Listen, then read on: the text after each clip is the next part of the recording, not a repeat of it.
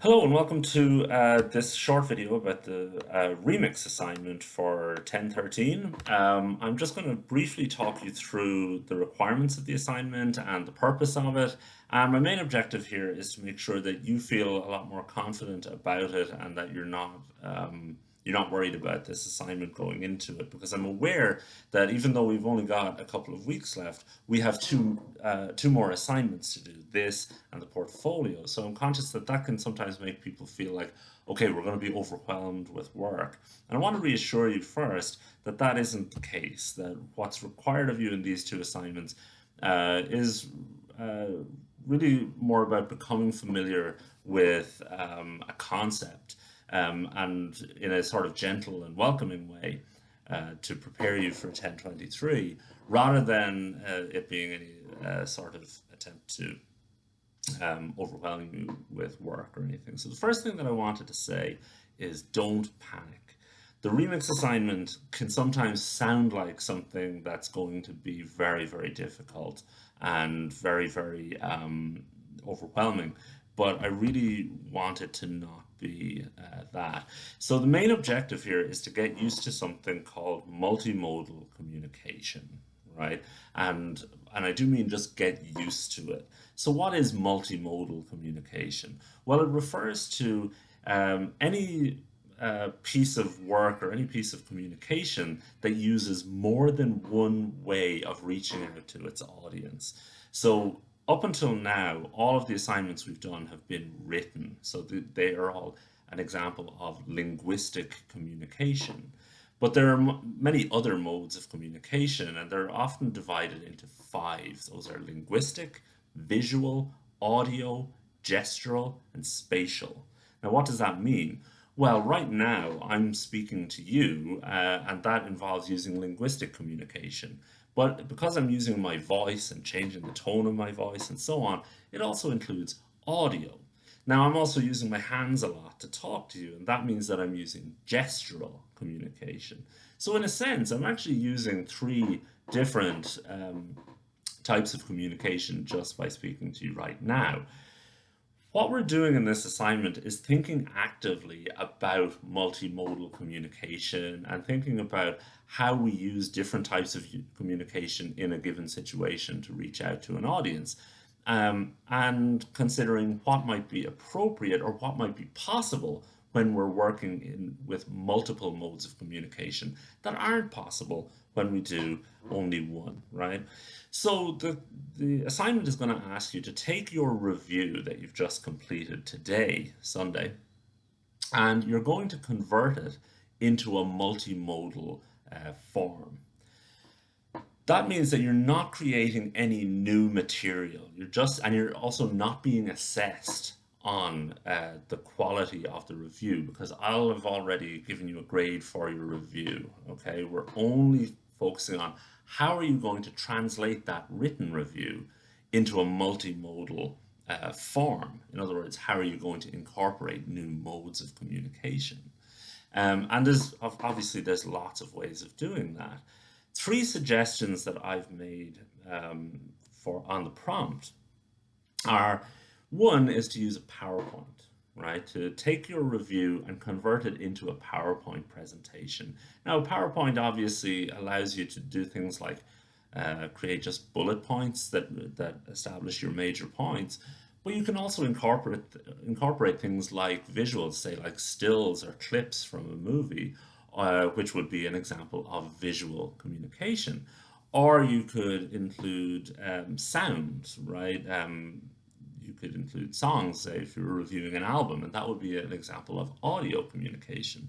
It's also possible, but not necessary, to provide a what am I trying to say, a voice accompaniment to a PowerPoint, so you can talk over the PowerPoint presentation and send it as a single video. And that would be also an example of audio communication.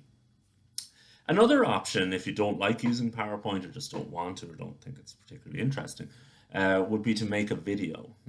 You could use the camera on your phone or on your laptop, and instead of having your written review, you would talk to the camera and walk your reader through your thoughts on a movie or on an album or whatever.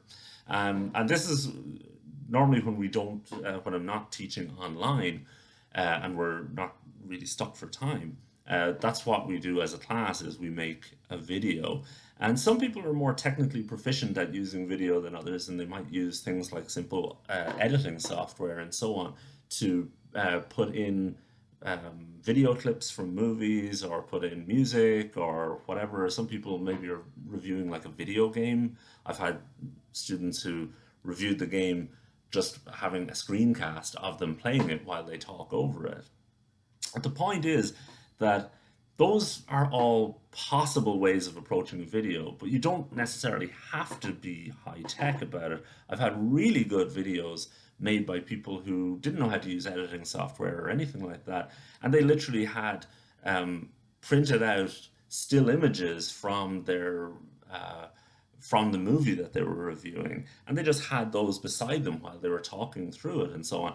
So you can go as low tech as you want, and keep in mind that one mode of communication we're talking about here is gestural communication. So the objective here is to think about different ways that you can um, present your review but incorporate any modes of communication you want. There isn't a requirement that you have to use visuals or you have to use audio or you have to use gesture. It's just as long as you're using more than one mode of communication and thinking about what's an appropriate way of conveying your message, what's likely to be effective, then you're doing the right thing.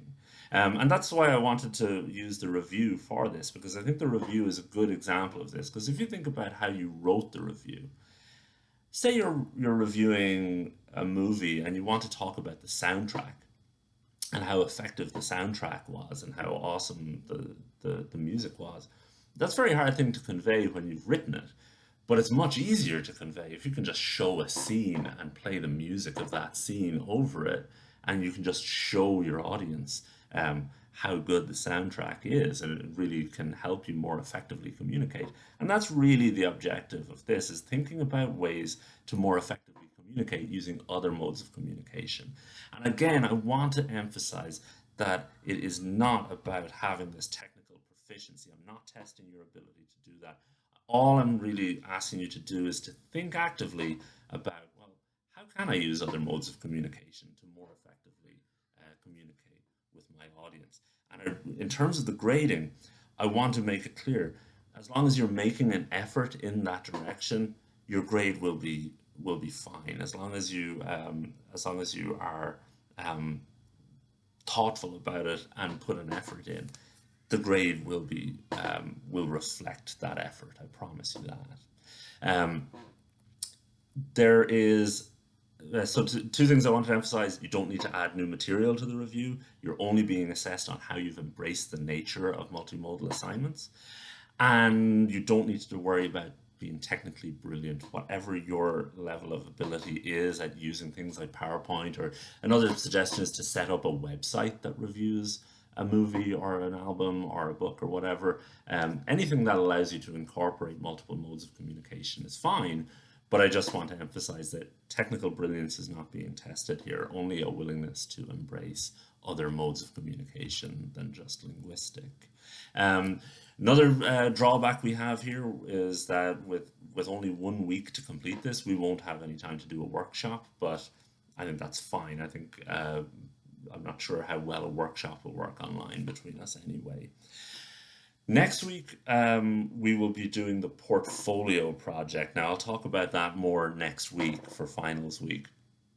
But I just wanted to reassure you in advance. The portfolio is basically asking you to gather together some materials to be able to show what your writing process was for the review.